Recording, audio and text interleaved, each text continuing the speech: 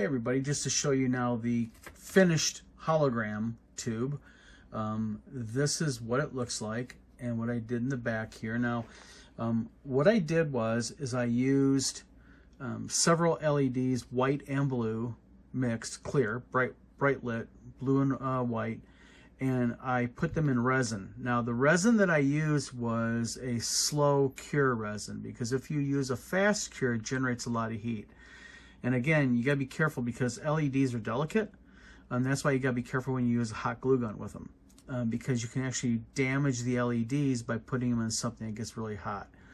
So this is what they look like, and let me see if I can go ahead and plug this in one-handed, and let's do this here. So this is basically what they look like, see? So off, and then again I'm doing the one-hand jumble on. So there they are, and that's your hologram for the front. Easy, and costs probably the front part from junkdroids.com, this little piece right here, the fluted part, runs about $4 on its own. And then you've got another $7, $8. So less than $10, you have a lit up hologram. So easy peasy, nice and easy. And let's get moving on to the next part of this build here. Okay, everybody, before I start talking about the rear data port and showing you how I put this together, somebody asked me about what is flexible crazy glue, CA glue. Nobody's ever heard of it, he said. And I wanted to show this to you. This is basically it. This is industrial strength. It's called KISS molecule special bond, rigid and flexible bonding, fast bonding, waterproof. Basically, this is a crazy glue, CA glue, and it's flexible.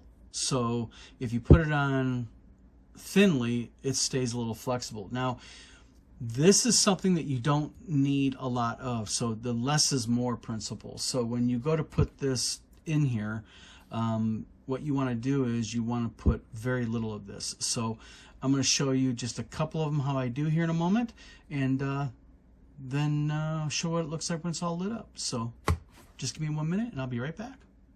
All right, first step is what you want to do is you want to trim your, what I do is I have my length and I have it taped so it's not flying all over the place. And then what I do is I try to get one end pretty much all equal. Not fully equal, but as you can see, they're pretty much equal, so I don't have a bunch of strands flying all over the place. So that's where you start off with, and then I'm going to show you here how to actually put them in.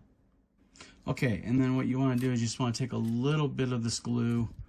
Oops, sorry about that, I'm banging the thing again. And you just want to just dab it on there. You don't want a lot.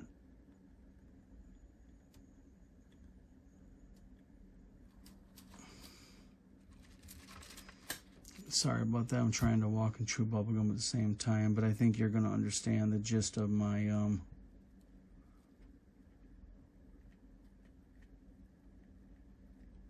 there you go. And you just gotta basically do that another 66 times. Okay, everybody, this is the back data port. I've got it done. I've got it all sealed in. Everything's all secure back here. Nothing's gonna come loose. So I wanna kind of show it to you what it looks like lit. So let me real quickly just turn up my light there so I can get a better view of it. And then let's plug this in. I'll show what this looks like. Bingo. There you go. That is the R2D2 back data port, custom made by me using 3mm fiber optics, 3 high, 22 wide, just like Adam Savage from Tested and Mythbusters said on his channel. So there you go. Red and green. And I have a couple of little orange ones in there, just throw the eye off, and a yellow one.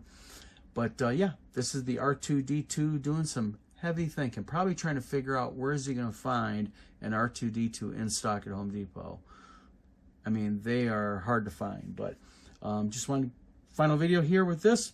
This is what it looks like. In my next video, I'm going to show you how to do all the lights installed in the dome, the body assembly, and then some of the custom little paint things I've done, some of the more custom stuff I've done with the body itself. And then the last video will be just the comparison of a Home Depot R2-D2 done by me versus one that is stock. So happy hunting, and I hope you like my videos. Please like and subscribe. You can also check me out on Facebook at facebook.com/FalconFX Studio. Thanks for tuning in.